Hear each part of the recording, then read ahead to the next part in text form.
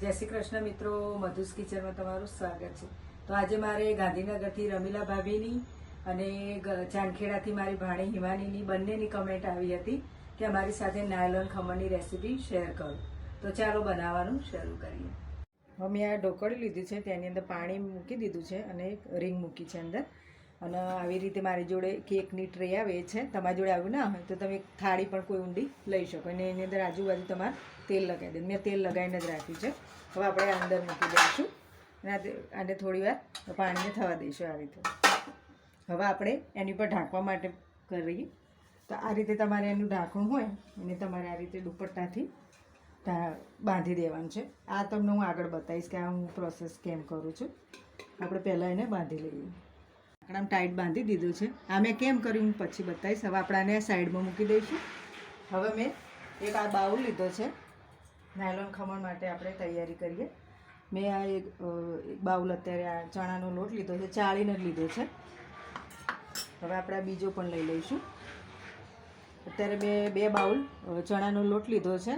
આ 2 થી 3-4 જણને આપણે નાયલોન ખમણ સર્વ થશે। હવે આપણે આને સાઈડમાં કરી દઈશું। હવે આપણે આ રીતે એક નળી લેવાની છે નાની, એની અંદર આપણે અત્યારે 1 કપ પાણી એડ કરીશું। 1 બાઉલ જે આપણે ચણાનો લોટ એડ કર્યો છે એક બાઉલ એડ કરીશું। હવે એની અંદર આપણે 4 ટેબલ સ્પૂન ખાંડ એડ કરીશું। આ ઘરની જે ચમચી આવે છે એ જ લીધી છે, 4 ટેબલ સ્પૂન,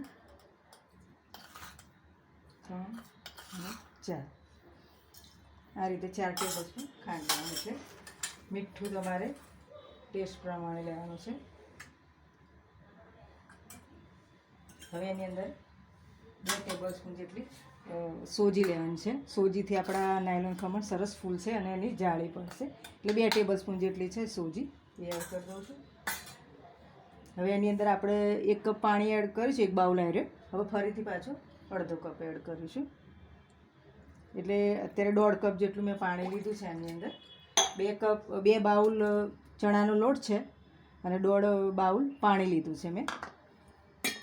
હવે એની અંદર આપણે આ રીતે 2 લીંબુ લેવાના છે, એનો રસ કરી દઈશું આપણે આની અંદર હળદર એડ કરીશું। હળદર 1/2 ટેબલ સ્પૂન લેવાની છે, વધારે નથી લેવાની, બસ કલર માટે જ લેવાની છે। આપણા ખમણમાં કલર સારો આવે। અને જે મેં 2 લીંબુ લીધા હતા એ પણ એનો રસ એડ કરી દઉં છું અંદર। 2 લીંબુ તમારે લેવાના છે।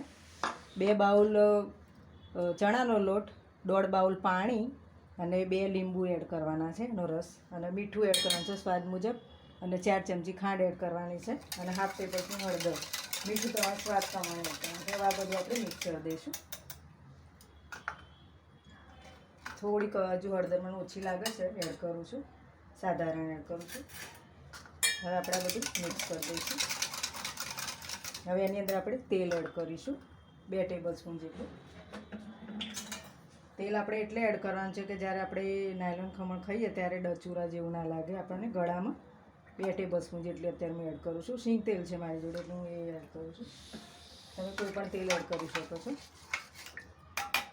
હવે આપણે જે બાઉલ લોટ લીધો છે 2 બાઉલ, એની અંદર આપણે થોડું થોડું પાણી એડ કરતા જઈશું અને એને આ રીતે વિસ્કરથી મિક્સ કરતા જઈશું। થોડું થોડું પાણી એડ કરવાનું છે, જો એક સાથે નાખી દઈશું તો ગાંઠા રહી જશે। અને ચણાનો લોટ તમારે ચાળીને જ લેવાનો છે આ નાયલોન ખમણમાં। હવે આપણે આ બધું મિક્સ કરી દઈશું। આપણે આદુ મરચાંની પેસ્ટ લીધી છે એ પણ એડ કરી દઈશું। આ તમારે પાછળથી એડ કરવાની છે એટલે આપણને વ્યવસ્થિત મિક્સ કરતો ફાવે। બધું મિક્સ થઈ જાય એટલે હવે આપણે જે આ કુકિંગ સોડા આવે છે ખાવાની, એ જ લીધો છે મેં ટાટાનો। તમારે ઈનો વાપરવો હોય તો વાપરી શકાય, પણ ઈનો કરતાં વધારે આનું રિઝલ્ટ સારું મળશે તમને। હવે આપણે આ અંદર એડ કરી દઈશું 1 ચમચી જેટલું। આપણે 1 ચમચી સોડા લીધું છે, કુકિંગ સોડા જે આવે છે એ લીધું છે। હવે આપણે આને બરાબર મિક્સ કરી દેવાનું છે, 2-3 મિનિટ માટે મિક્સ કરી દેવાનું છે, બરાબર મિક્સ કરવાનું છે। જોઈ શકો છો કે ડબલ થઈ ગયું છે આપણું ખીરું અને સરસ ફૂલી ગઈ છે, જો તમે જોઈ શકો છો નજીકથી। આને બહુ જાડું નથી રાખવાનું, આ રીતે જ રાખવાનું છે, તો જ આપણા ખમણ સરસ ફૂલશે। હવે આપણે એક જ ડાયરેક્શનમાં આ રીતે 2-3 મિનિટ માટે હલાવવાનું છે। હવે તરત જ આપણે આને હવે ટ્રેમાં મૂકી દઈશું। તમારે જો ટ્રે ના હોય આવી તો તમે જે ઊંડી થાળી આવે છે એ પણ લઈ શકો છો। બસ આ રીતે બધું જ પાથરી દેવાનું છે. હવે આ ફૂલશે એટલે થોડું ડબલ થઈ જશે.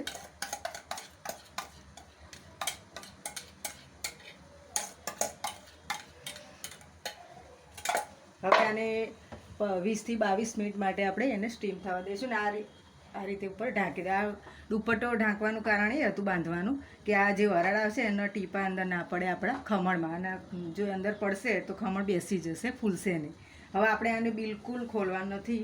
20 થી 25 મિનિટ માટે એને સ્ટીમ થવા દઈએ. આપણે જોઈ લઈએ.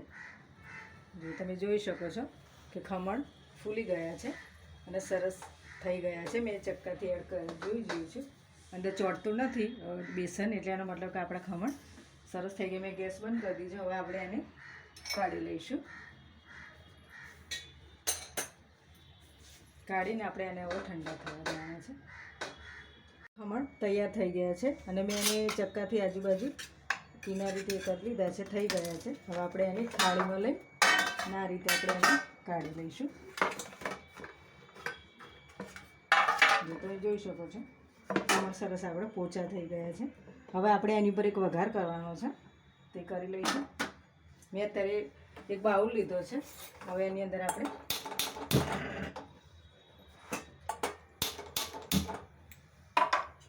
બાઉલની અંદર આપણે તેલ એડ કરીશું, 2 થી 3 ટેબલ સ્પૂન જેટલું.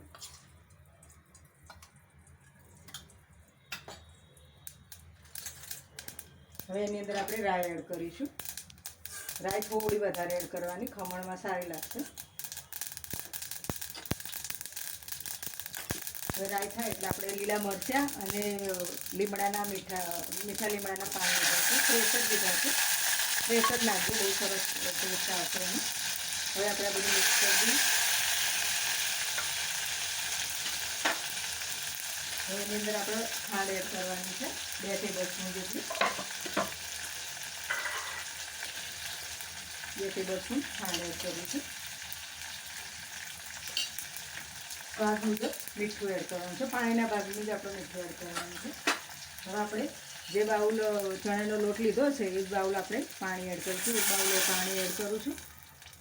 ઉપર થોડું એડ કરું છું, 1.25 બાઉલ જેટલું પાણી છે. પાણી થોડું વધારે એડ કરવાનું. હવે આપણે આને થોડું ઉકળવા દઈશું પાણીને, પછી આપણે ખમણ એડ કરીશું. પણ ઉકળી ગયું છે અને આપણા જે મેં ખમણ છે એના પીસ પણ પાડી લીધા છે સરસ. હવે આપણે ગેસ બંધ કરીને આ બધું જ પાણી આપણે ચમચીથી આ રીતે બરાબર અંદર ઉતરે એ રીતે એડ કરવાનું છે. બધું જ પાણી એડ કરી દેવાનું છે. થોડું વધે તો વાંધો નહીં આવે. અને જ્યારે તમે ખમણ બનાવો ત્યારે તમારે ખીરું કરો એ પહેલાં તમારે ગરમ પાણી ઢોકળિયામાં ઉકળવા દેવાનું છે. બરાબર ઉકળશે ઢોકળિયામાં પાણી તો જ તમારા ખમણ સરસ ફૂલીને થશે. એ વાતનું તમારે ખાસ ધ્યાન રાખવાનું છે. આ બધું જ પાણી આ રીતે આપણે અંદર એડ કરી દઈશું. તો મેં ખમણ આપણા તૈયાર થઈ ગયા છે. મેં એને લીલા ધાણા અને ટોપરાની છીણથી ગાર્નિશિંગ કરે છે.